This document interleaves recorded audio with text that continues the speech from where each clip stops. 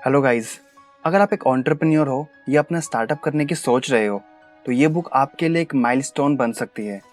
Peter Thiel, जो कि PayPal के को-फाउंडर है, जब वो स्टैनफोर्ड यूनिवर्सिटी में बिजनेस पर स्टूडेंट्स को लेक्चर्स दे रहे थे, तब एक स्टूडेंट ने उनके लेक्चर्स के नोट्स बनाए जो कि कॉलेज के अंदर और बाहर काफी पॉपुलर हो गए। फिर पीटर ने उस स्टूडेंट जिनका नाम ब्लैक मास्टर है के साथ मिलकर उन नोट्स को और इम्प्रूव किया और एक बुक तैयार की, 0 to 1, जो कि एक फैंटास्टिक बुक है किसी भी बिजनेस के लिए। सो बिना टाइम वेस्ट करते हुए लेट्स बिगिन।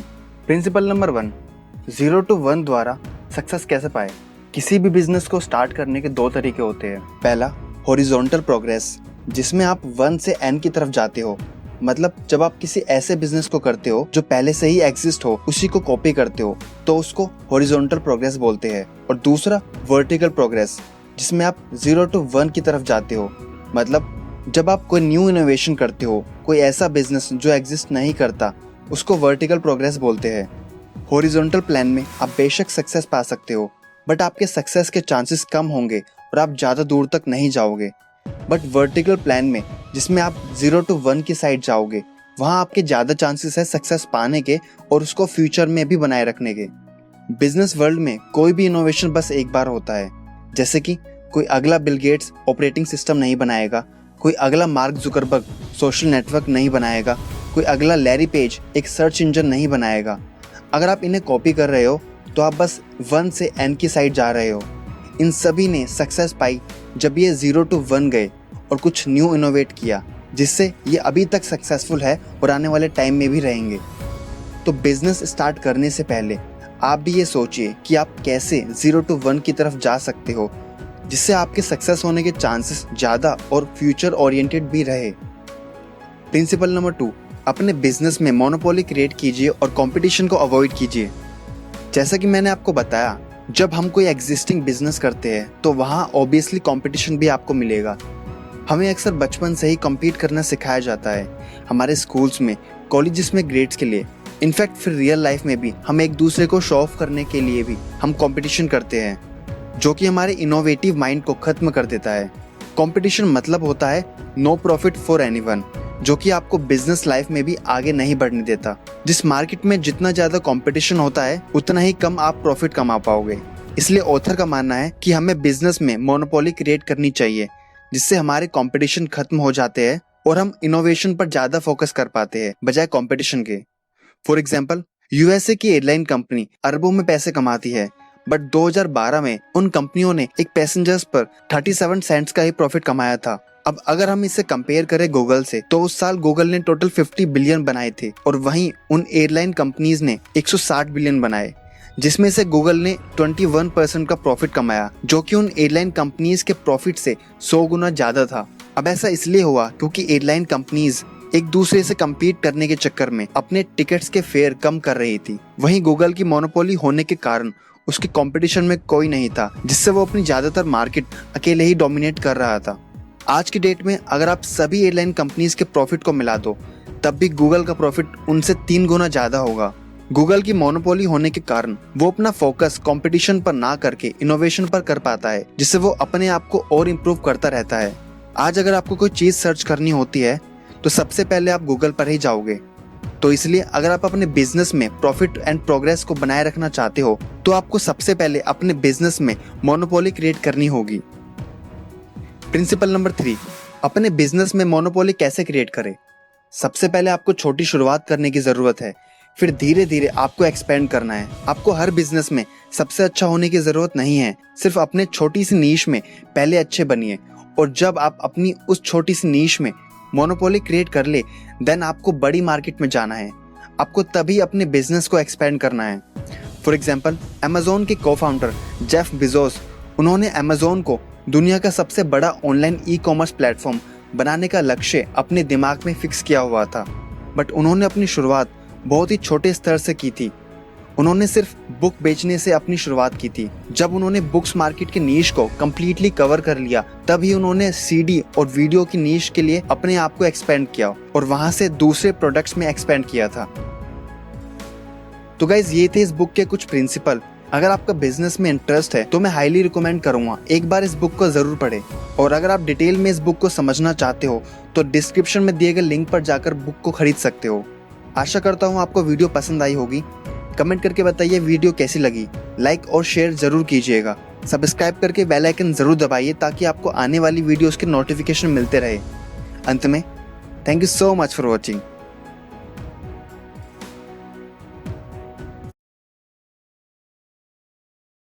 हेलो गाइस, क्या आपको भी लगता है कि बिजनेस करना बड़ा मुश्किल काम है? इसके लिए आपको कई सालों की पढ़ाई, बहुत सारे पैसे और एमबीए की डिग्री लेनी होगी। अगर आपको बिजनेस करना बहुत ही मुश्किल काम लगता है तो ये वीडियो आप ही के लिए है। इस वीडियो में आपका ये बेकार सा मिथ टूटेगा और आप बिजनेस करने के वो 5 मेथड जानोगे जिनके दम पर आप किसी भी बिजनेस को स्टार्ट कर पाओगे और उसको मिलियंस और बिलियंस तक पहुंचा सकते हो। जो मैं आपको बताऊंगा बिजनेस वर्ल्ड की मोस्ट वैल्यूएबल बुक से, the personal MBA. The personal MBA जिसको लिखा है जोश कॉफमैन ने, जो कि एक बिजनेस कोच, कीनोट स्पीकर और एक बेस्ट सेलिंग ऑथर है। उन्होंने प्रॉक्टर एंड गैम्बल में कई सालों तक ब्रांड मैनेजर के रूप में काम किया है और जल्द ही उन्हें रियलाइज हुआ कि उनका पर्पस खुद का बिजनेस स्टार्ट करना है। जोश ने एमबीए नहीं किया है, बट उन्होंने हजारों बिजनेस बुक पढ़कर कई हजार घंटों के प्रैक्टिकल एक्सपीरियंस से बहुत कुछ सीखा है और कई बिजनेसेस को सक्सेसफुल बनाया है। तो हम पूरी कोशिश करेंगे कि आपको इस बुक की वैल्यूएबल इन्फॉर्मेशन हम अच्छे से समझा पाए। बट इससे पहले अगर आप हमारे चैनल पर नए हो या चैनल को अभी तक सब्सक्राइब नहीं किया है तो चैनल को सब्सक्राइब करके बेल आइकन प्रेस कर दीजिए ताकि आपको आने वाली वीडियोस की नोटिफिकेशन मिलती रहे, जो कि हम हर संडे को अपलोड करते हैं। सो let's begin. What is business? Business एक ऐसी सर्विस है जो लोगों की मुश्किलों को कम करता है और उनकी हेल्प करता है, जिसके लिए आपको 5 पॉइंट्स पर विशेष ध्यान देना होता है। First, value creation. इसमें आपको कस्टमर्स की ज़रूरतों को समझकर एक प्रोडक्ट या सर्विस बनानी होती है। Second, marketing. इसका मकसद होता है कि लोगों का ध्यान अपने प्रोडक्ट या सर्विस की तरफ खींचना और अपने बनाए हुए प्रोडक्ट के लिए डिमांड क्रिएट करना। Third, sales. सेल्स के थ्रू आप अपना प्रोडक्ट अपने कस्टमर्स तक पहुंचाते हैं, जिसके लिए वो आपको सही प्राइस देते हैं। Fourth, value delivery. इस स्टेप में आपको देखना होता है कि आपने जो प्रॉमिस अपने कस्टमर्स के साथ किया है वो वैल्यू और एक्सपीरियंस आपके कस्टमर को मिले और आप उनकी उम्मीदों पर खरे उतरे। Fifth, finance. इसका मकसद ये देखना होता है कि आप इतना प्रॉफिट तो कमाए कि आपका बिजनेस कंटिन्यू चलता रहे। इन 5 पॉइंट्स को मिलाकर ही बिजनेस बनता है। आइए इनको डिटेल में समझते हैं। Point number 1, value creation. Business start करने के लिए जो सबसे पहली चीज आपको सोचनी है वो है प्रोडक्ट। आप कौन सा प्रोडक्ट या सर्विस लोगों तक पहुंचाना चाहते हैं। अपने प्रोडक्ट या सर्विस के जरिए आप लोगों की लाइफ में कितनी वैल्यू देते हैं। आपकी असली वर्थ इसी बात पर डिपेंड करती है कि आप लोगों को उनके पैसों के बदले कितनी वैल्यू दे सकते हैं। ऐसी कौन सी चीज है जिसकी लोगों को जरूरत है या मार्केट में जिसकी कमी है या फिर डिमांड है। जो भी चीज कस्टमर की लाइफ को थोड़ा भी बेहतर बना दे वही एक असली प्रोडक्ट है और वही वैल्यू क्रिएशन है। ये एक ऐसा एक्सपीरियंस भी हो सकता है जिसे कस्टमर हमेशा याद रखे और दूसरे प्रोडक्ट उसे अपनी तरफ अट्रैक्ट ना कर सके। एक ऐसा एक्सपीरियंस जिसके सामने दूसरों की सर्विस फीकी लगने लगे। अगर आप दूसरों के मुकाबले उसी दाम पर अपने प्रोडक्ट में ज्यादा वैल्यू जोड़ करके देंगे तो आप लंबे समय तक सक्सेसफुल बने रहेंगे और यही रीजन होता है लॉयल कस्टमर बनने का। दुनिया के टॉप ब्रांड और बिजनेसमैन इसी बात पर फोकस करते हैं। Point number 2, marketing. अब आपका प्रोडक्ट तो रेडी हो गया, बट अब आप प्रोडक्ट की डिमांड कैसे क्रिएट करेंगे? ये सिर्फ मार्केटिंग के द्वारा ही किया जा सकता है। सिर्फ प्रोडक्ट बनाने से ही काम नहीं चलता। आप क्या ऑफर कर रहे हैं, लोगों को इसके बारे में पता होना चाहिए। मार्केटिंग का मकसद होता है सही लोगों का ध्यान अपनी ओर अट्रैक्ट करना और आपका प्रोडक्ट खरीदने के लिए उनमें दिलचस्पी जगाना।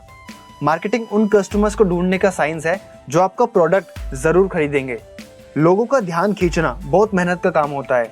लोग अपनी डेली लाइफ में इतने बिजी है कि हो सकता है कि उनका ध्यान आपके प्रोडक्ट पर ना जाए। इसलिए आपकी मार्केटिंग बहुत जबरदस्त और असरदार होनी चाहिए ताकि कस्टमर्स उसे नोटिस करने पर मजबूर हो जाए। और इन 2 तरीकों से आप इसे कर सकते हैं। फर्स्ट, मार्केटिंग राइट कस्टमर्स को अट्रैक्ट करने के लिए किया जाना चाहिए।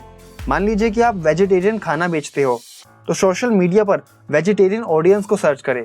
आप वहां पर एक ब्लॉग पोस्ट कर सकते हैं या अपनी वेबसाइट का लिंक शेयर कर सकते हैं। अगर आप नॉन वेजिटेरियन लोगों को अपने ऐड के बारे में बताएंगे तो ये आपकी बेवकूफ़ी होगी। सेकंड, आपकी मार्केटिंग कुछ हटकर होनी चाहिए, कुछ ऐसा जिसे देखकर उससे नजरें हटाना मुश्किल हो जाए और कस्टमर उसके बारे में और जानने के लिए उत्सुक हो जाए। एग्जाम्पल के तौर पर जोश कॉफमैन जब भी जॉगिंग पर जाते तो अपने विब्रम 5 फिंगर शूज पहनते थे।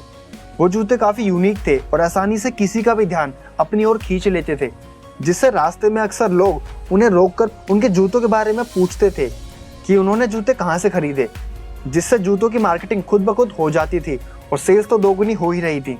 आपकी मार्केटिंग एक पर्पल काऊ की तरह होनी चाहिए।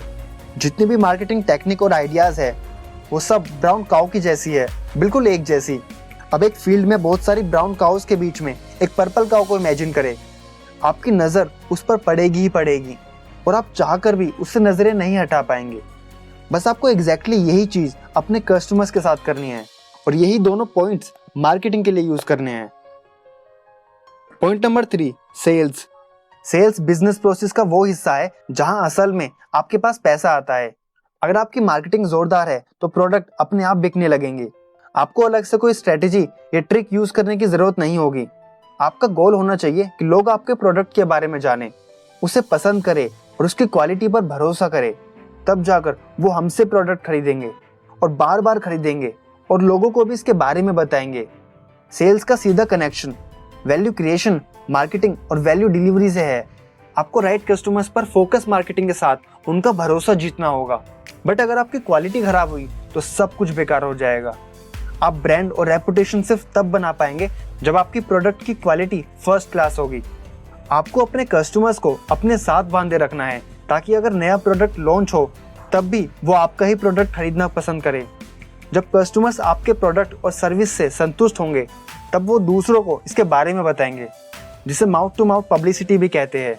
सेल्स बढ़ाने की एक दूसरी टेक्निक भी है जिसे डैमेजिंग एडमिशन कहा जाता है। मतलब जब कोई चीज़ बहुत अच्छी होती है तो लोगों को उस पर शक होने लगता है, उस पर विश्वास करना मुश्किल हो जाता है।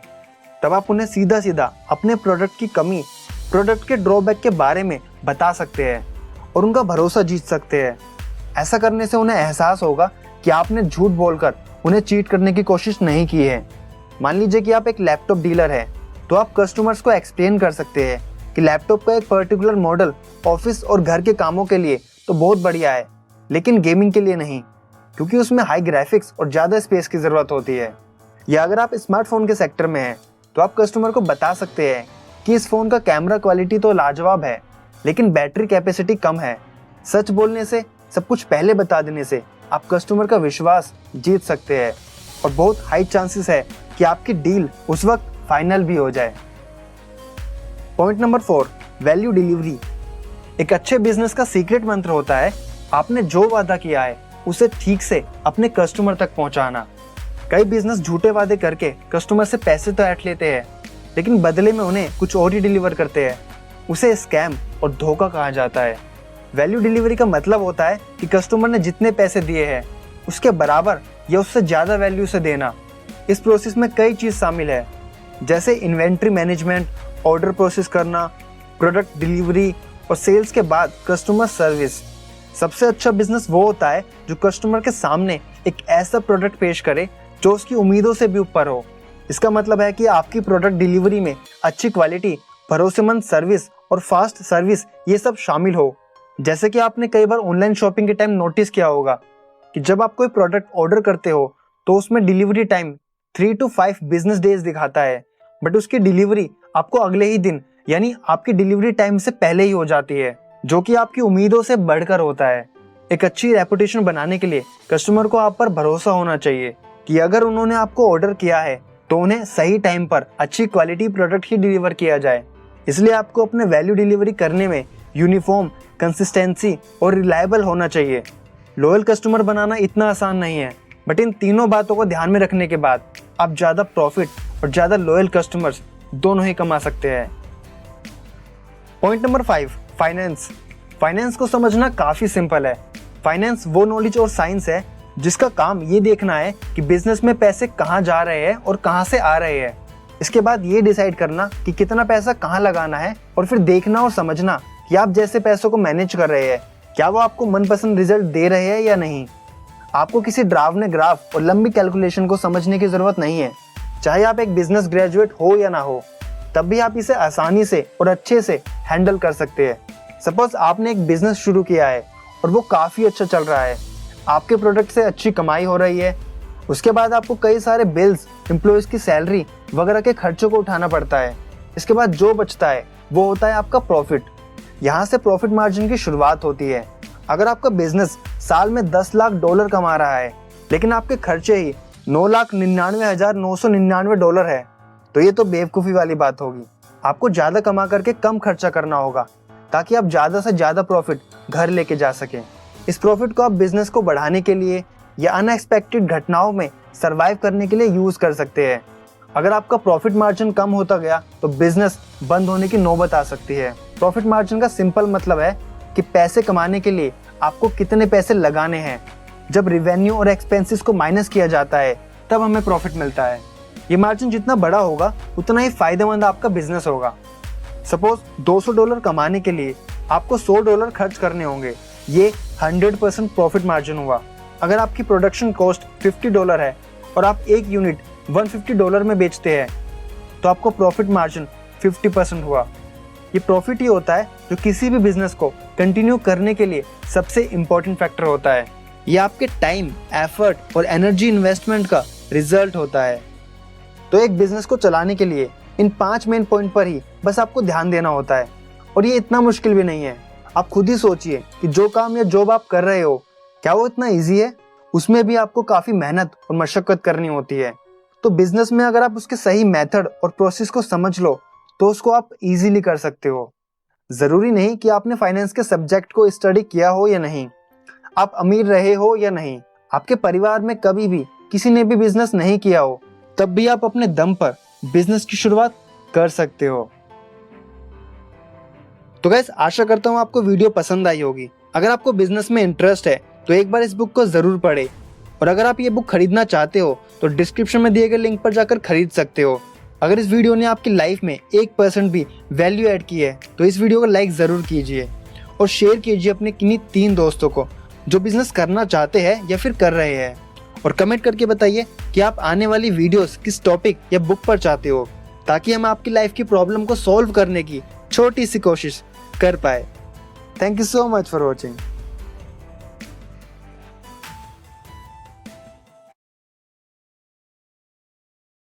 Hello guys, welcome back to Books Brain. क्या आपके पास कोई आइडिया है जो किसी प्रॉब्लम को परमानेंटली सॉल्व कर सके? क्या उस आइडिया से आप बिजनेस कर सकते हैं? और क्या आप एक एंटरप्रेन्योर है जो अपने एंड प्रोडक्ट को कस्टमर्स तक पहुंचाना चाह रहे हैं?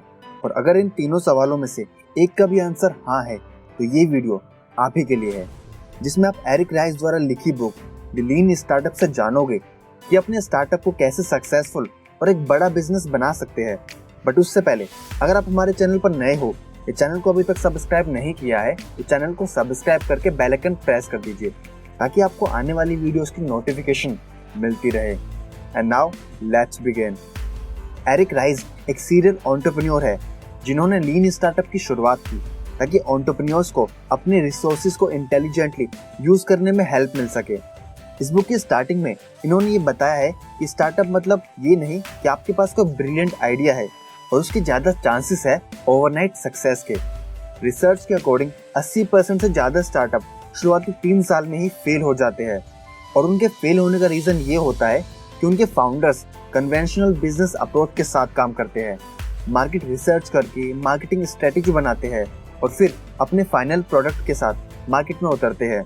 क्योंकि ये सारे प्रोडक्ट एंड सर्विसेज इस बात को अज्यूम करते हुए बनाए जाते हैं कि इनकी ज़रूरत एक टारगेट कस्टमर सेगमेंट को है, लेकिन ये क्रिटिकल अजम्पशन कितना सही है और कितना गलत, इसको पता लगाना एंटरप्रेन्योर इम्पोर्टेंट नहीं समझते, और इसीलिए बहुत सारा टाइम, पैसा और मेहनत ऐसे प्रोडक्ट को बनाने में वेस्ट कर देते हैं जिसके लिए शायद कोई मार्केट ही नहीं है।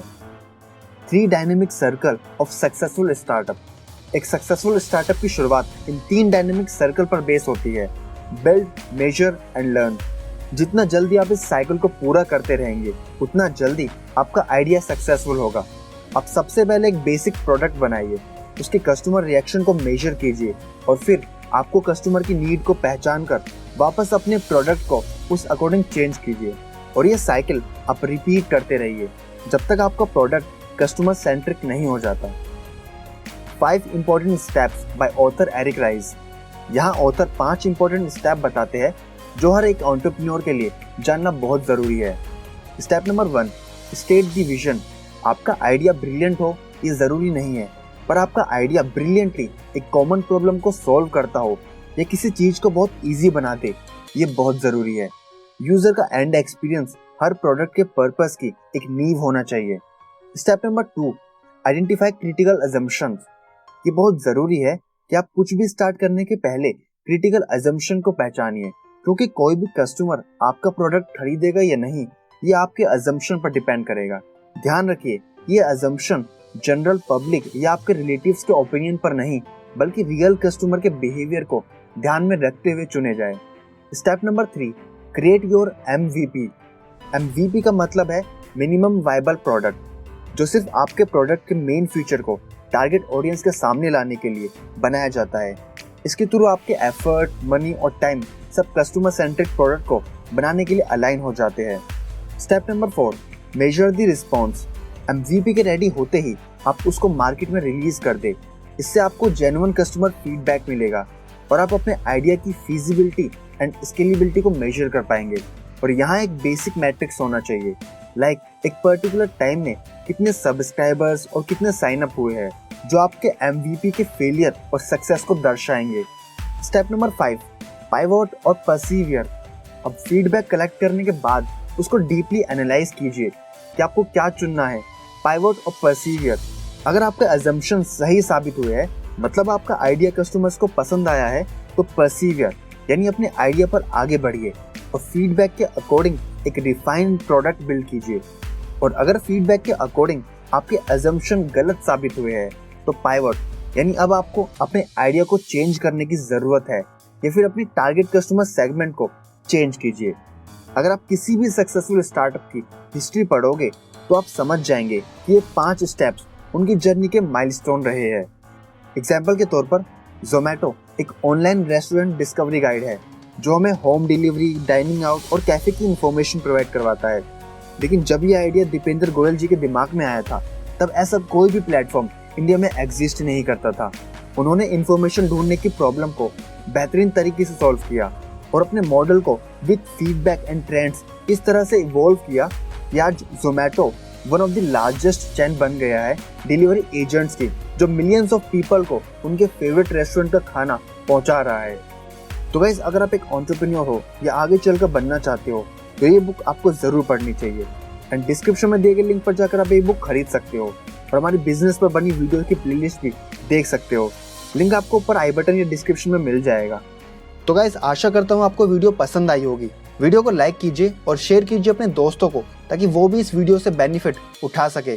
अगर आप एक एंटरप्रेन्योर हो तो अभी किस आइडिया पर काम कर रहे हो या फ्यूचर में करोगे, कमेंट करके जरूर बताइए। अंत में thank you so much for watching.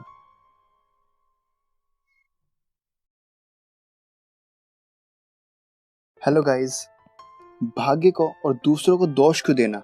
जब सपने हमारे हैं तो कोशिशें भी हमारी ही होनी चाहिए। और एक आदमी ने इन लाइंस को बहुत अच्छे से अपनी लाइफ में उतारा है और आज वो वर्ल्ड के रिचेस्ट पर्सन में से एक है। तो आज हम जानेंगे एक ऐसे इंसान की स्टोरी जिसकी स्ट्रगल हमेशा हमें इंस्पायर करती आई है। आज हम बात करेंगे अलीबाबा के फाउंडर जैक मा के बारे में और ये जानेंगे कि कैसे 15 साल में जैक मा ने एक इंग्लिश टीचर से अलीबाबा को दुनिया की one of the best company बना दी। जो मैं आपको बताऊंगा डंकन क्लर्क द्वारा लिखी book Alibaba the house that Jack Ma build. But उससे पहले अगर आपने हमारा चैनल सब्सक्राइब नहीं किया है तो सब्सक्राइब करके बेल आइकन प्रेस कर दीजिए ताकि आपको आने वाली वीडियोस मिलती रहे। So let's begin. Iron triangle. बाकी डेवलप कंट्रीज के मुकाबले चाइनीज लोग ज़्यादा कंज्यूम नहीं करते। ये लोग अपनी एजुकेशन, मेडिकल खर्चे और रिटायरमेंट के लिए पैसा बचाते हैं। अब कहते हैं ना, पुरानी आदत जो होती है वो बड़ी मुश्किल से छूटती है। लेकिन ऑनलाइन शॉपिंग चाइना के लोगों के बिहेवियर में चेंज ला रही थी और अलीबाबा इसके पीछे का मेन रीज़न है। क्यों?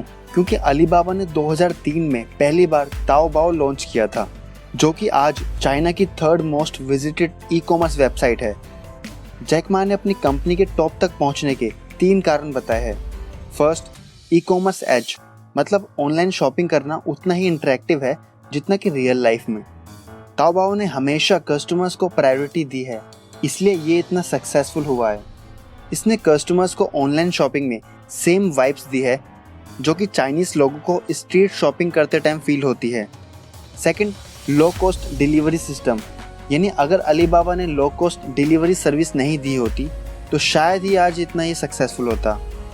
2005 में अलीबाबा ने चाइना पोस्ट को अपने साथ काम करने का प्रपोजल दिया। जैक बताते हैं कि जब उन्होंने ये ऑफर दिया तो उनका मजाक उड़ाया गया और अपना काम से काम रखने के लिए बोला गया। वहीं आज ई कॉमर्स की वजह से 8000 से भी ज़्यादा डिलीवरी प्राइवेट कंपनीज उनके साथ बिजनेस कर रही है। Third, the finance edge, finance service में अलीबाबा की ताकत है अलीपे। अलीबाबा की ई कॉमर्स की दुनिया में अलीपे एक ट्रस्टेबल पेमेंट सॉल्यूशन माना जाता है। कंज्यूमर्स को इस बात का भरोसा रहता है कि अलीपे के थ्रू पेमेंट करने से उनके अकाउंट से पैसे तभी डेबिट होंगे जब प्रोडक्ट उनको डिलीवर हो जाएगा। अलीबाबा की सक्सेस में ये आयरन ट्रायंगल एक मेन कैरेक्टर है, लेकिन सिर्फ इतना ही नहीं, ये जैक मैजिक भी था। जैक मैजिक, जैक ने उस फील्ड में अपना करियर बनाया जिसे हमेशा अंडर एस्टिमेट किया गया। वैसे उनका कहना है कि वो इतना भी स्मार्ट नहीं है जितना लोग समझते हैं, लेकिन शायद वो डम होने की एक्टिंग करते हैं। जैक ने एक बार बताया था कि वो मूवी फॉरेस्ट गम के लीड कैरेक्टर के बहुत बड़े फैन हैं, क्योंकि सबको लगता है कि वो स्टूपिड है लेकिन उसे पता होता है कि वो क्या कर रहा है। जैक की चार्मिंगनेस एक बहुत बड़ा रीजन है उनकी सक्सेस का, जिससे टैलेंट उनकी ओर खींचा चला आता है। उनकी कम्युनिकेशन स्किल्स कमाल की है। उनके बोलने का स्टाइल इतना अमेजिंग है कि उनकी बातें एकदम साफ और क्लियर होती है और हर कोई उनकी बात से एग्री कर लेता है। उन्होंने अपनी लाइफ में किस तरह के चैलेंजेस फेस किए, कैसे डिफिकल्टीज को ओवरकम किया, इस बारे में काफी सारी कहानियां हैं जो उनके सुनने वालों की आंखों में आंसू ले आते हैं। जैक का मंत्र अलीबाबा के हर एम्प्लॉय को मालूम है, जो है कस्टमर फर्स्ट, एम्प्लॉय सेकंड और शेयर होल्डर थर्ड। जैक इसे अलीबाबा की फिलोसॉफी बताते हैं।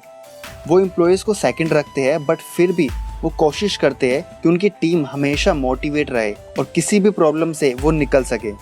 अलीबाबा का कल्चर वर्क प्लेस में एक सेंस ऑफ इनफॉर्मेलिटी को इनकरेज करता है। एग्जाम्पल के तौर पे अलीबाबा के हर एम्प्लॉय ने अपना एक निकनेम रखा हुआ है और सब उसे उसी नेम से बुलाते हैं। शुरुआत से ही अलीबाबा एक टीम एफर्ट कंपनी रही है। जैक अपने स्टाफ के साथ कम्युनिकेट करते रहते हैं और वो कभी भी अपना एम्बिशंस नहीं भूलते, इसलिए तो कंपनी पूरी तरह उनके कंट्रोल में है।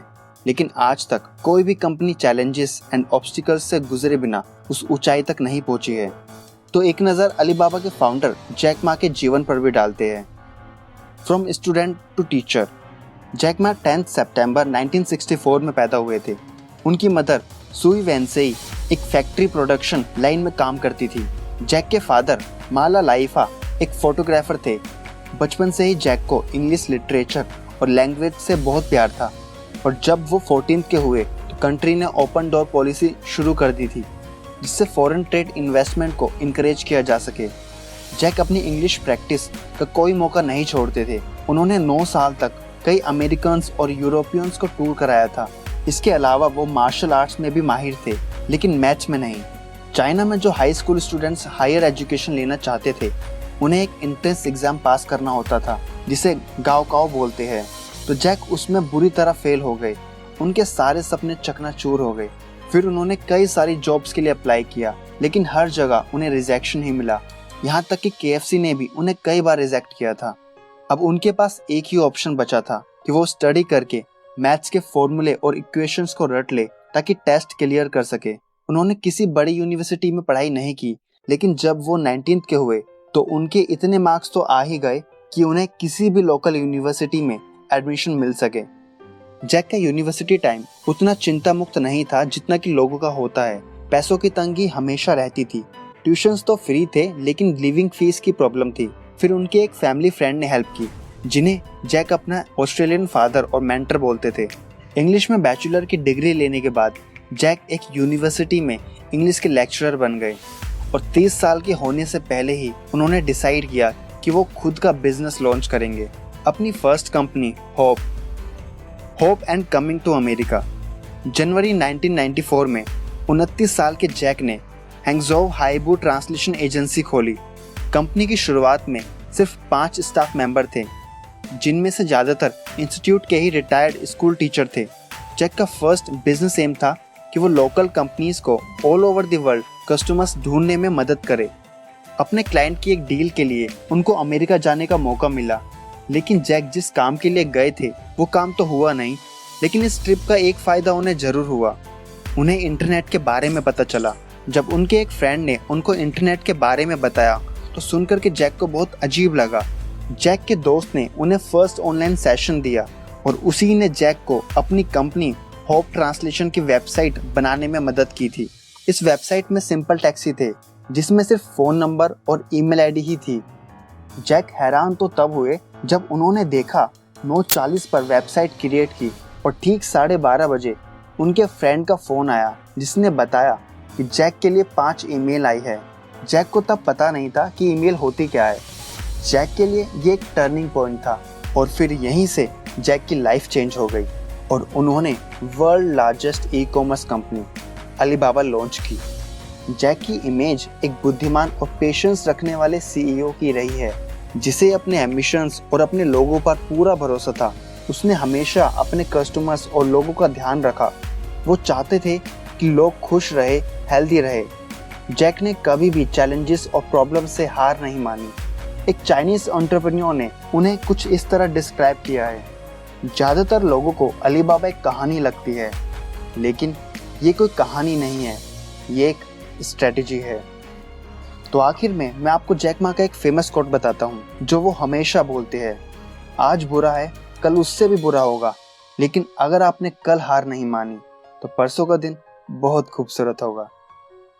तो गाइस, आशा करता हूँ आपको वीडियो पसंद आई होगी। अगर आप एक कंप्लीट बुक पढ़ना चाहते हो तो डिस्क्रिप्शन में दिए गए लिंक पर जाकर खरीद सकते हो। और बस अपना प्यार बनाए रखना। Thank you so much for watching.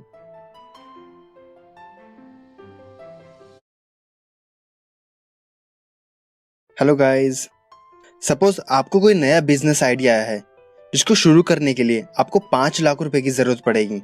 तो क्या आप 5 लाख रुपए अरेंज करेंगे? शायद नहीं। और आप ये कहकर टाल देंगे कि जब पैसे होंगे तब ट्राई करूंगा। और अब सोचिए कि आपकी फैमिली में किसी को कोई गंभीर बीमारी हो गई है, हालांकि ऐसा ना हो, बट फिर भी बस मान लीजिए, और जिसके लिए आपको 5 लाख रुपए की ज़रूरत है। तो अब क्या आप पैसों का अरेंजमेंट करेंगे? आप अपनी जान लगा देंगे उनको ठीक करने के लिए। अपनी गाड़ी, घर, जो बेचना पड़े बेच देंगे और पैसों का अरेंजमेंट करेंगे। अब दोनों सिचुएशंस में आपको 5 लाख रुपए ही चाहिए थे, बट सिर्फ दूसरी सिचुएशन में ही आपने 5 लाख रुपए अरेंज किए। क्यों? क्योंकि आपको क्लियर था कि आपको पैसे क्यों चाहिए। जब हमें किसी चीज़ को करने के पीछे का रीज़न पता होता है कि हमें वो वाई क्यों करना है, तो हम मुश्किल से मुश्किल काम भी आसानी से कर जाते हैं। और आपको इस क्यों का महत्व और अच्छे से समझ में आएगा जब आपको पता चलेगा कि कैसे मल्टी मिलियन कंपनीज इसीलिए सक्सेसफुल बनी, जब उन्हें अपना क्यों, वाई क्लियर हुआ। और लाइफ में किसी भी काम को करने के लिए आपको कौन से बेसिक 3 एलिमेंट्स को समझना ज़रूरी है। बट इससे पहले अगर आपने हमारा चैनल सब्सक्राइब नहीं किया है तो प्लीज़ चैनल को सब्सक्राइब करके बेल आइकन प्रेस कर दीजिए, ताकि आपको आने वाली वीडियोस की नोटिफिकेशन मिलती रहे। So let's begin. Manipulation versus inspiration. 2004 में मोटोरोला ने अपना flip top phone model Razr निकाला था। कई बड़े हॉलीवुड सेलिब्रिटी और मिनिस्टर्स ने भी ये नया फ़ोन खरीदा।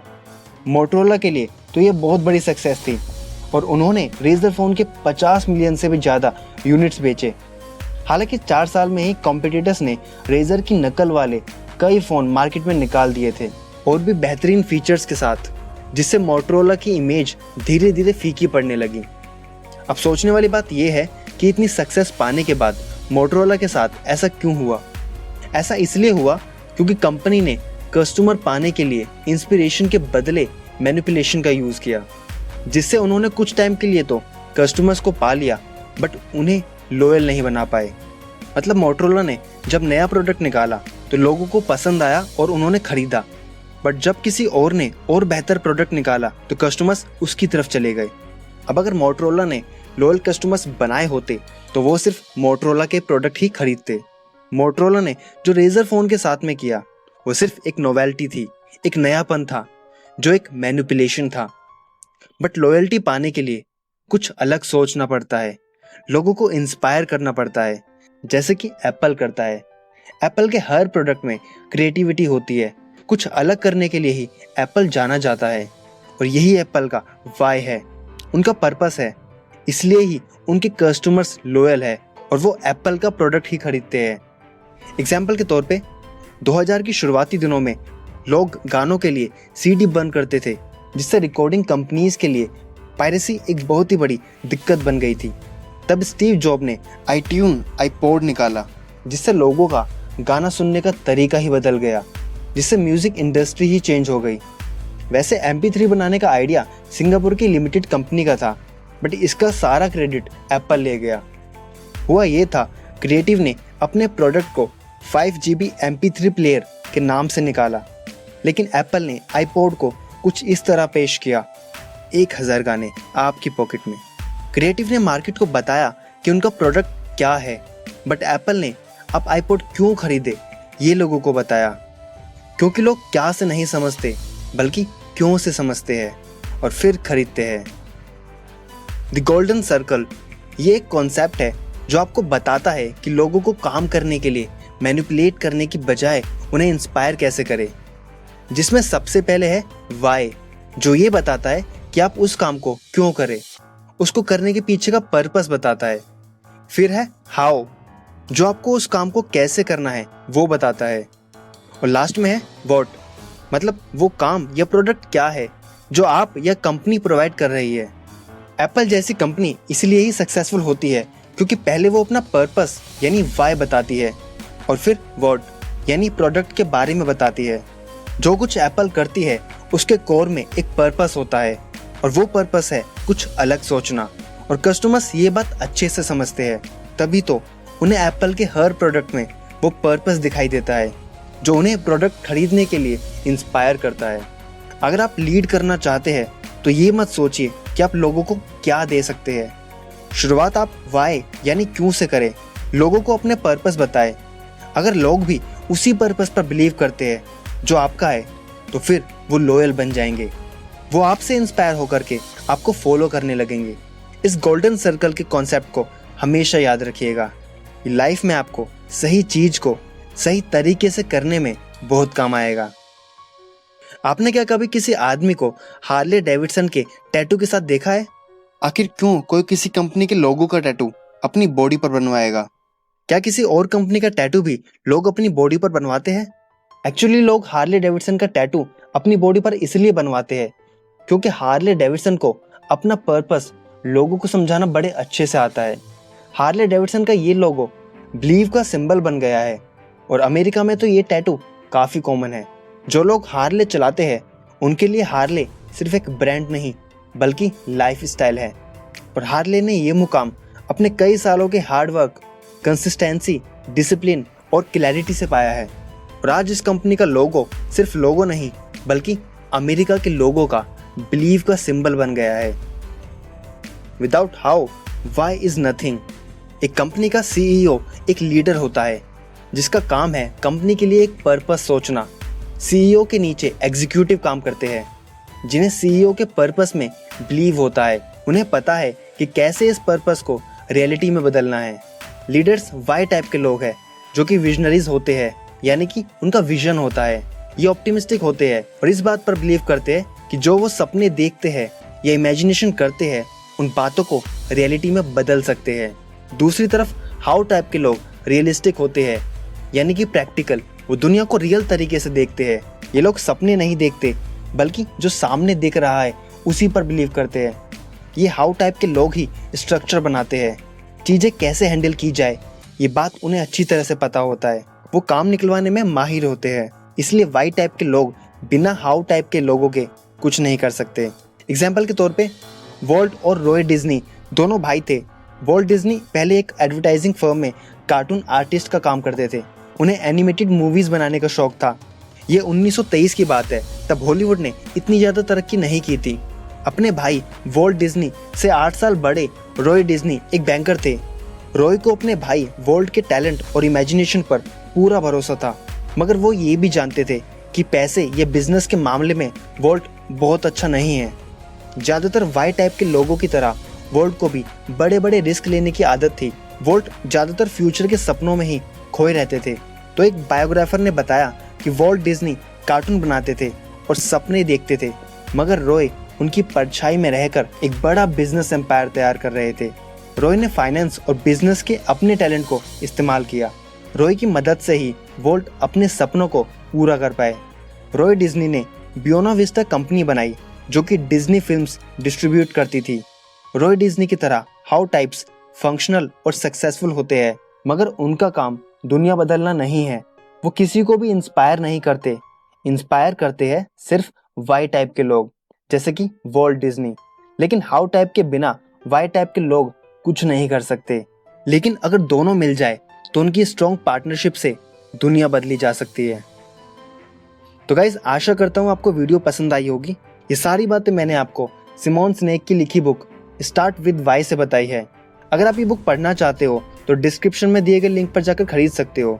वीडियो को लाइक करके हमारा उत्साह बढ़ाइए ताकि हम आपके लिए ऐसे ही इंस्पायरिंग और मोटिवेशनल वीडियोस बनाते रहे। शेयर कीजिए अपने सभी दोस्तों को ताकि वो भी इस वीडियो से कुछ नया सीख सके। और अंत में, thank you so much for watching.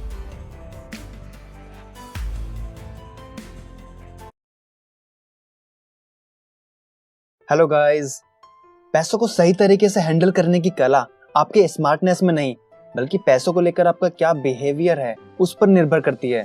कभी कभी कोई जीनियस भी पैसों को गवा देता है और कभी कभी कोई ऑर्डिनरी इंसान भी पैसों से वेल्दी बन सकता है।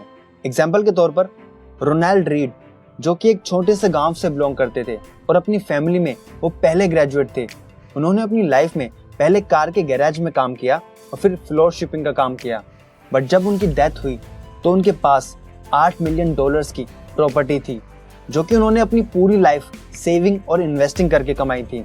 और वहीं उनके अपोजिट रिचर्ड फर्स्कोन, जो कि एक हार्वर्ड एजुकेटेड और एक MBA थे, वो बहुत ही अमीर थे और एक लग्जरी लाइफ जीते थे। बट 2008 के फाइनेंशियल क्राइसिस में उन्होंने सब कुछ गवा दिया और वो बैंकरप्ट हो गए। जहां रोनाल्ड रीड एक पेशेंस इन्वेस्टर थे, वहीं रिचर्ड फर्स्कोन एक ग्रीडी मिलियनियर थे। इस स्टोरी का पर्पस बस आपको ये समझाना है कि विदाउट फाइनेंशियल नॉलेज एक मिलियनियर भी बैंकरप्ट हो सकता है, और अगर फाइनेंशियल नॉलेज हो तो एक आम इंसान भी मिलियनियर बन सकता है। इसलिए ये ज़रूरी है कि हमें पैसों की साइकोलॉजी पता हो कि पैसा काम कैसे करता है, जो मैं आपको आज मॉर्गन हाउसल द्वारा लिखी book the psychology of money से बताऊंगा। बट इससे पहले अगर आप हमारे चैनल पर नए हो तो चैनल को सब्सक्राइब करके बेल आइकन प्रेस कर दीजिए, ताकि आपको हमारी हर संडे को आने वाली वीडियोस की नोटिफिकेशन मिलती रहे और आप ऐसे ही नई नई इन्फॉर्मेशन और हैबिट्स सीखते रहे। And now let's begin. Point number 1, real wealth is what you don't see. एक तरफ होती है लग्जरी कार्स, बड़ा सा घर और सोशल मीडिया पर वैकेशन की फोटोज जो कि हमें क्लियरली दिखती है, और दूसरी तरफ उस घर का लोन, कार की EMI, उस पर्सन के काम का स्ट्रेस और इन स्ट्रेस की वजह से घर में होने वाली डेली की फाइट्स जो कि हमें नहीं दिखती। इसलिए जो अक्सर हमें दिखता है वो पूरी पिक्चर नहीं होती, लेकिन जाने अनजाने में यही चीजें हमें अट्रैक्ट करती है और गलत तरीके से सोचने में मजबूर करती है। कि जब भी हम किसी अमीर आदमी को देखते हैं, जैसे उसके पास कोई लग्जरी कार हो या वो किसी वेकेशन पर गया हो, तो हम भी यही सोचते हैं कि काश मेरे पास भी ऐसी कार होती, काश मैं भी ऐसे ही वेकेशन पर घूम पाता, और ये कितनी अच्छी लाइफ है। अब यहाँ हम ये नहीं सोचते कि एक्चुअल में उन लोगों की लाइफ अच्छी है या नहीं, क्योंकि हम उन लोगों की लाइफ से सिर्फ अट्रैक्ट करने वाली फ्लैशी और ब्राइट चीजें ढूंढ के उन्हें ही अपनाना चाहते हैं। बट हमें ये चीज याद रखनी चाहिए कि जिस वजह से उस आदमी ने ये कार ली थी कि लोग उसकी इज्जत करेंगे, लेकिन एक्चुअल में लोग उसकी नहीं बल्कि उसकी कार की इज्जत कर रहे हैं। क्योंकि जब भी हमारे सामने से कोई ऐसी कार गुजरती है तो हम हमेशा यही कहते हैं कि वाओ क्या गाड़ी है, बट हम कभी ऐसे नहीं कहते कि वाओ क्या आदमी है। और इसी वजह से लोगों के दिमाग में एक परसेप्शन बैठ गया है कि अमीर मतलब कि आपके पास दिखाने के लिए कुछ होना चाहिए, लेकिन रियलिटी में एक्चुअल वेल्थ वो होती है जिससे हम एक फ्री लाइफ जी सकते हैं। क्योंकि सबसे बड़ी और इम्पोर्टेंट चीज जिसे हम पैसों से नहीं खरीद सकते वो है हमारा खुद का टाइम। अगर आपके पास दुनिया की सारी दौलत है लेकिन उसको एंजॉय करने के लिए टाइम ही नहीं है, क्योंकि आप पूरे टाइम ऑफिस या अपने काम में बिजी रहते हो और उस काम को पसंद भी नहीं करते, तो आपके इतना अमीर होने का क्या फायदा। इसलिए इस बुक के ऑथर कहते हैं कि दूसरों को दिखाने के लिए खर्चा करना मतलब गरीब होने का सबसे सिंपल और आसान तरीका है और अमीर रहने का सबसे मुश्किल।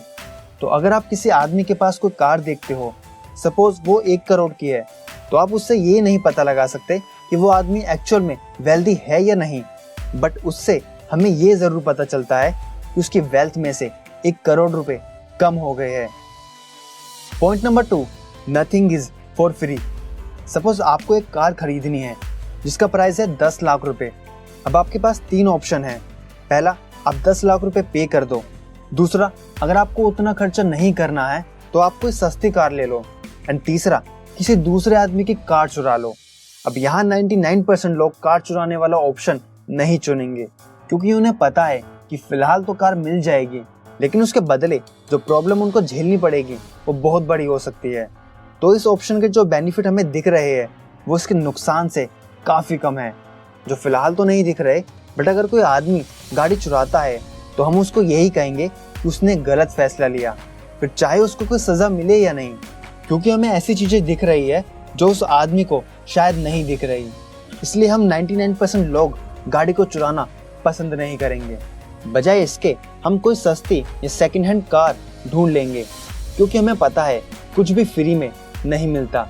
इसी प्रकार जब आपको अमीर बनना है और इन्वेस्टिंग से अपने पैसों को ग्रो करना है तो आपके पास 2 ऑप्शन है। पहला, या तो आप अपने पैसों को ऐसी जगह इन्वेस्ट करो जहां आपको सबसे ज़्यादा लॉन्ग टर्म फायदा होगा और अच्छा रिटर्न मिलेगा, जैसे ऑथर कहते हैं इंडेक्स फंड में या डायरेक्ट स्टॉक में। लेकिन उसके लिए आपको उसको सीखना पड़ेगा। उसका प्राइस यही है, और ये प्राइस आप डॉलर्स या रुपीस में नहीं पे करेंगे, बल्कि डाउट्स, अनसर्टेनिटी, थोड़ा टाइम देकर उसके बारे में सीख कर पे करोगे। लेकिन उसके बदले में आपका फ्यूचर ब्राइट होगा। और सेकंड ऑप्शन ये है कि आप अपने पैसों को किसी सेफ जगह पर रख दो, जहां आपको ज्यादा रिटर्न नहीं मिलेगा लेकिन आपके पैसे सेफ रहेंगे, जैसे बैंक या एफडी या गोल्ड में। तो उससे आपको सेफ्टी तो मिल जाएगी, लेकिन उसके बदले में आपको उतना प्रॉफिट नहीं मिलेगा, और वही उसका प्राइस होगा। तो इसी तरह इस ऑप्शन में आप खराब रिटर्न लेकर इसका प्राइस पे करते हो। अब यहाँ पर सच तो ये है कि मैक्सिमम लोग ये दूसरा ऑप्शन चुनते हैं, जिसको इस बुक के ऑथर कार चुराने वाले ऑप्शन जैसा कहते हैं। और इसका सिंपल रीजन ये है कि बहुत से लोग अपने घर के लिए, अपने घर के डेकोरेशन के लिए, वैकेशन पर जाने के लिए, खाना खाने के लिए बहुत सारा खर्चा करते हैं, लेकिन अपने आप पर इन्वेस्ट करने के लिए कुछ भी खर्च नहीं करते, क्योंकि अपने आप पर इन्वेस्ट करने का प्राइस उन्हें क्लियरली दिख नहीं रहा होता है। और इन लोगों के लिए वो दिखाने वाली चीज ज्यादा इंपॉर्टेंट है, घर, गाड़ी या एफडी द्वारा मिल रहा रिटर्न। बट आपके रोज के बोरिंग इन्वेस्टमेंट जैसे स्टॉक मार्केट या इंडेक्स फंड से आपको अपने फ्यूचर इतना क्लियरली नहीं दिख रहा होता है, इसलिए लोग ये ऑप्शन चुनते नहीं है। उसी तरह जिस तरह कार चुराने वाले को उस कार को चुराने की असली कीमत नहीं दिख रही होती है। यहाँ ऑथर एक इम्पोर्टेंट मैसेज भी देते हैं कि growth is driven by compounding which always take time, but destruction driven by single points of failure it's can happen in second. यानी आपके पैसे धीरे धीरे करके ग्रो होते हैं कंपाउंडिंग के थ्रू, लेकिन बर्बादी रातों रात हो सकती है। Point number 3, saving and financial freedom. दुनिया में 3 प्रकार के लोग होते हैं। पहले, जो सेव करते हैं। दूसरे, जिन्हें लगता है कि वो सेव नहीं कर सकते। और तीसरे, जिन्हें लगता है कि उन्हें सेव करने की जरूरत ही नहीं है। आई एम श्योर आप थर्ड कैटेगरी में नहीं होंगे, क्योंकि आप ऑलरेडी ये वीडियो देख रहे हो। हम सेविंग के बारे में बहुत सुनते हैं। आपको बचपन से आपके पेरेंट्स ने कहा होगा कि पैसे सेव करा करो, बट सेविंग इतनी इंपॉर्टेंट क्यों है?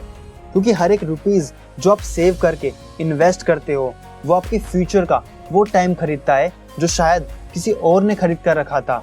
तो इसलिए ऑथर के हिसाब से अगर आपकी सैलरी कम भी हो तो भी आप अमीर बन सकते हो, लेकिन अगर आप सेविंग करते ही नहीं तो आप कभी अमीर नहीं बन सकते। टाइमलेस एडवाइस ऑन मनी, ये ऑथर की लाइफ टिप्स है। Tip number 1, independent decision. अपने सारे फाइनेंशियल डिसीजन इंडिपेंडेंटली लो, ये सोचकर नहीं कि मुझे किसी और को दिखाना है या किसी ने किया था इसलिए मुझे भी करना है। Tip number 2, live below your means. क्योंकि सबसे बुरी चीज आप कोई कर सकते हो तो वो ये है कि आप अपने फ्यूचर की कमाई को आज ही खर्च कर दो। Tip number 3, seek pleasure from low cost activities जैसे exercise, reading, podcast and learning, क्योंकि जिंदगी का असली मजा फ्री और छोटी मोटी चीजों में है जो रोज होती है, और इससे आप हेल्दी भी रहोगे, वेल्दी भी रहोगे और वाइज भी रहोगे। Tip number 4, maintain 20% of wealth in liquid funds, मतलब 20% कैश अपने पास रखो, क्योंकि अगर कोई स्टॉक मार्केट में क्रैश होता है तो आपको अपनी इन्वेस्टमेंट को कम पैसों में बेचने की जरूरत नहीं पड़ेगी। आप ये इमरजेंसी फंड यूज कर सकते हो। Tip number 5, the first rule of compounding is to never interrupt unnecessarily. आपकी actual wealth long term investing से ही ग्रो होगी, कंपाउंडिंग के थ्रू, लेकिन उसकी कंडीशन ये है कि आप उसे बिना रोक टोक के कंपाउंड होने दो। Tip number 6, every investor should pick a strategy that has. Hello guys, आज मैं आपको बताऊंगा एक ऐसी बुक के बारे में जिसको बाइबल ऑफ द इन्वेस्टमेंट भी कहा जाता है। मतलब एक ऐसा ग्रंथ जिसमें सारे राज लिखे हैं इन्वेस्टमेंट के, जिसको बड़े बड़े इन्वेस्टर्स भी अपनी सक्सेस के लिए जिम्मेदार ठहराते हैं। यहाँ तक कि वॉरेन बफेट, जो दुनिया के one of the richest man में से एक है, वो भी अपनी सक्सेस का पूरा क्रेडिट इस बुक को देते हैं, जिसका नाम है द इंटेलिजेंट इन्वेस्टर्स। तो अगर आपको स्टॉक मार्केट में थोड़ा सा भी इंटरेस्ट है या इन्वेस्टमेंट की नॉलेज चाहते हो तो इस वीडियो के एंड तक हमारे साथ बने रहे। So let's begin. Point number 1, what is investing. अक्सर लोगों के दिमाग में सबसे बड़ा मिसकंसेप्शन, गलत फहमी ये रहती है कि अगर आप एक ग्रेट इन्वेस्टर हो तो आपको 2-3 साल तक वो इन्वेस्टमेंट रखनी ही है। यानी अगर आप लंबे टाइम तक कोई इन्वेस्टमेंट रखोगे तो प्रॉफिट होगा, यही एक अच्छी इन्वेस्टमेंट होती है। बट असल में ये आपकी सबसे बड़ी गलत फहमी है। एक ग्रेट इन्वेस्टर वही होता है जो इन तीनों बातों को ध्यान में रखकर इन्वेस्टमेंट करता है। पहली, थोरो एनालिसिस। अगर आप किसी कंपनी में इन्वेस्टमेंट करना चाहते हो, उसके शेयर खरीदना चाहते हो, तो सबसे पहले आपको उस कंपनी की सारी डिटेल्स लेनी होंगी, उसके बारे में पढ़ना पड़ेगा। उस कंपनी या शेयर का क्या प्रॉफिट है, क्या लॉस है, पिछले 10 साल में उस कंपनी का ग्राफ कैसा रहा है, एक्सेट्रा। दूसरी, सेफ्टी ऑफ प्रिंसिपल, यानी आपका जो मूल है, इन्वेस्टिंग प्राइस है, जो कि आपका प्रिंसिपल है, वो सेफ रहना चाहिए, ऐसा ना हो कि वो ही डूब जाए। तीसरी, एडिक्वेट रिटर्न, मतलब आपको जो अमाउंट आपकी इन्वेस्टमेंट से मिलने वाला है वो आपकी फिक्स्ड एसेट से 5% ज़्यादा हो। सपोज आप एफडी करवाते हो, वहाँ से आपको 7% इंटरेस्ट मिलता है, और उसमें अगर आप 5% और ऐड कर दो यानी 12%, अगर आपको इतना प्रॉफिट आपकी इन्वेस्टमेंट से मिलता है तो वो एडिक्वेट रिटर्न होगा। तो अगर आपकी इन्वेस्टमेंट में ये तीनों चीज़ें हैं तो वो इन्वेस्टिंग है, और अगर ये नहीं है तो ये स्पेकुलेशन है, मतलब आप जुआ खेल रहे हो, क्या पता कुछ मिल जाए ये सब कुछ डूब जाए। Point number 2, mister market. अक्सर देखा गया है जब किसी कंपनी, किसी शेयर या किसी करेंसी का प्राइस बढ़ रहा होता है तो लोग उन शेयर्स को खरीदना स्टार्ट कर देते हैं, और जब प्राइस घट रहा होता है तो उसे बेचना, जिससे बाद में उन्हें लॉस उठाना पड़ता है। अच्छा इन्वेस्टर वही है जो बढ़ती हुई मार्केट में शेयर को बेचे और घटती हुई मार्केट में शेयर खरीदे, क्योंकि मिस्टर मार्केट जो कि एक कॉन्सेप्ट है, वो आपको शेयर के प्राइस इमोशनल बेसिस पर दिखाता है। जब वो खुश होता है तो वो आपको सही एक्चुअल प्राइस दिखाता है जिससे आप प्रॉफिट कमा सकते हो। बट जब वो दुखी, सैड होता है तो वो आपको किसी भी शेयर का कुछ भी प्राइस दिखा सकता है, किसी का बिल्कुल कम और किसी का ज़रूरत से ज़्यादा। और वही टाइम होता है सही इन्वेस्टमेंट करने का, जिससे आप बहुत ज़्यादा प्रॉफिट कमा सकते हो, और अगर गलत डिसीजन लिया तो ज़्यादा लॉस। इसलिए जब मार्केट में बहुत ज़्यादा गिरावट हो तब शेयर खरीदे, और जब बहुत ज़्यादा तेजी हो तो शेयर बेच दे। Point number 3, margin of safety. Suppose आप एक इंजीनियर हो और मैं आपसे कहता हूँ कि आपको इस नदी के ऊपर से पुल बनाना है जिसकी कैपेसिटी इतनी हो कि 10,000 पाउंड का वेट इजीली उठा ले। तो अगर आप एक समझदार इंजीनियर होंगे तो आप सेफ्टी के लिए एटलीस्ट 11 या 12 पाउंड की कैपेसिटी वाला पुल बनाएंगे, जिससे अगर कोई 10,000 पाउंड से ज़्यादा भारी ट्रक उस पर से गुजरे तो वो पुल टूटे ना। उसी तरीके से जब आप किसी कंपनी में इन्वेस्ट कर रहे हो, सपोज उस कंपनी के शेयर का एक्चुअल प्राइस है 200 रुपये, तो आपको मार्जिन ऑफ सेफ्टी को ध्यान में रखते हुए उस शेयर को उसके एक्चुअल प्राइस से कम में ही खरीदना है। आप 200 वाले शेयर को 160, 180 या 185 में खरीदे, क्योंकि हो सकता है आपकी एनालिसिस में थोड़ी कमी रही हो। 200 रुपये आपने उसका फेयर प्राइस निकाला है, क्या पता वो उससे कम हो, क्या पता मार्केट में कोई बदलाव आ जाए या फिर कंपनी में कोई प्रॉब्लम आ जाए। किसी भी रीज़न की वजह से अगर आपने मार्जिन ऑफ सेफ्टी नहीं रखा और आपकी एनालिसिस द्वारा आए फेयर प्राइस में उस शेयर को खरीद लिया, तो आपके लॉस होने की संभावनाएं बढ़ जाएंगी। बट अगर आपने मार्जिन ऑफ सेफ्टी रखा तो आप हमेशा प्रॉफिट में रहेंगे। Point number 4, type of investors.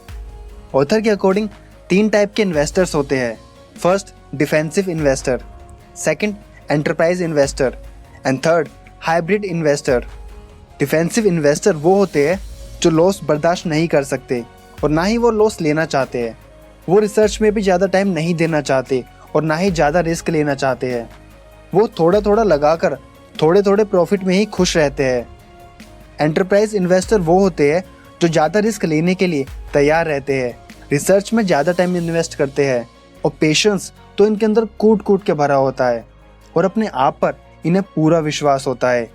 इसलिए लॉन्ग रन में हमेशा ऐसे इन्वेस्टर ही जीतते हैं और बहुत ज़्यादा और बड़ा प्रॉफिट कमाते हैं। और हाइब्रिड इन्वेस्टर वो होते हैं जो डिफेंसिव और एंटरप्राइज इन्वेस्टर के मिक्सचर होते हैं, जो ना ही इधर के होते हैं और ना ही उधर के। ये कहीं सुनी बातों से इन्वेस्ट करते हैं, जैसे टीवी पर कुछ देखकर या सोशल मीडिया पर किसी पोस्ट को देखकर या किसी से इन्वेस्टिंग की टिप लेकर ये इन्वेस्ट करते हैं।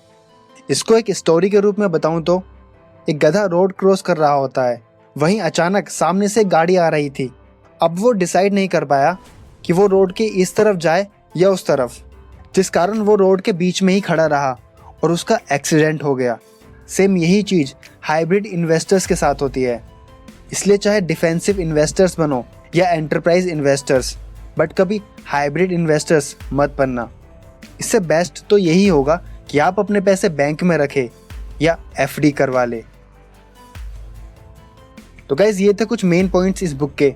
अगर आप स्टॉक मार्केट में पैसा इन्वेस्ट कर रहे हो या फ्यूचर में करना चाहते हो तो ये one of the best book है इन्वेस्टिंग सीखने के लिए।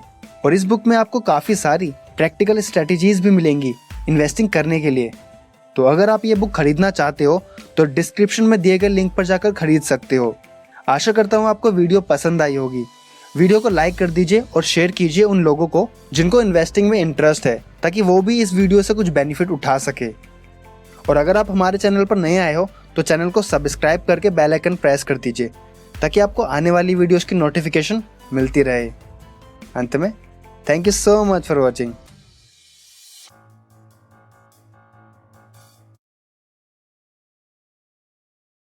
Hello guys, welcome back to Books brain.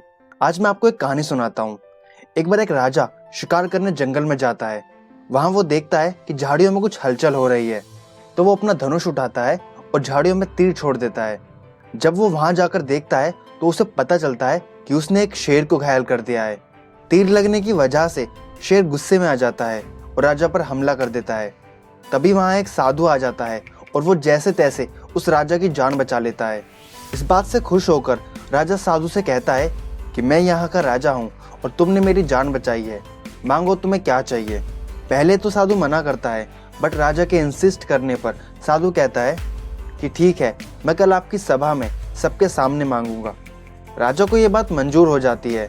अगले दिन भरी सभा के साथ राजा साधु का वेट कर रहा होता है और वहाँ सभी में ये चर्चा हो रही होती है कि न जाने साधु राजा से क्या मांगेगा। राजा को भी इस बात से घबराहट हो रही होती है कि कहीं वो साधु की मांग पूरी ना कर पाया तो क्या होगा। तभी वहाँ साधु आता है और कहता है कि मुझे आप सिर्फ एक दाना चावल का दे दीजिए, बट मेरी एक शर्त है कि अगले 30 दिनों तक मैं चावल के दाने लेने आऊँगा और हर दिन पहले से 2 गुने चावल देने होंगे। साधु की बात सुनकर राजा हंसते हुए कहता है कि बस इतना ही, ठीक है। और साधु डेली चावल के दाने लेने आने लगता है। पहले दिन 1 दाना, दूसरे दिन 2 दाने, तीसरे दिन 4 दाने और 10वें दिन 512 दाने, 16वें दिन 32,768 दाने, 24वें दिन 83,88,608 दाने। अब राजा अचंभे में पड़ने लगता है और और 30वां दिन आते आते सभी के होश उड़ जाते हैं। 256 हाथियों पर चावल के लगभग 53 करोड़ 68 लाख दाने साधु को दिए गए और राजा का गोदाम खाली हो गया। अब क्यों मैंने आपको यहाँ ये कहानी सुनाई है? क्योंकि ये सेम चीज हमारे साथ भी होती है। जब हमें छोटे छोटे पॉजिटिव चेंजेस से रिजल्ट ना के बराबर मिलता है तो हम भी उसे राजा की तरह अंडर एस्टिमेट करते हैं और उन्हें अप्लाई करना छोड़ देते हैं। जबकि असलियत तो ये है कि ये छोटे छोटे चेंजेस हमें बहुत ऊंचाइयों तक लेके जाते हैं। और इस मेथड को कंपाउंड इफेक्ट कहते हैं, जो कि आइंस्टाइन के अकॉर्डिंग दुनिया का 8वां अजूबा है। The compound effect. अब इसको एक रियलिस्टिक एग्जाम्पल से समझते हैं। सपोज आपको और आपके दोस्त को किसी ने 2 ऑप्शन दिए कि आपको तुरंत 30 लाख रुपए दिए जाएंगे या फिर आपको सिर्फ 1 पैसा दिया जाएगा जो अगले 31 दिन तक हर रोज डबल होता जाएगा। आपके फ्रेंड ने इंस्टेंटली बिना सोचे समझे 30 लाख वाला ऑप्शन चुन लिया, बट आपने ये पूरी वीडियो देखी थी जिस कारण आपको कंपाउंड इफेक्ट के बारे में पता था और आप दूसरे वाला ऑप्शन चुनते हो।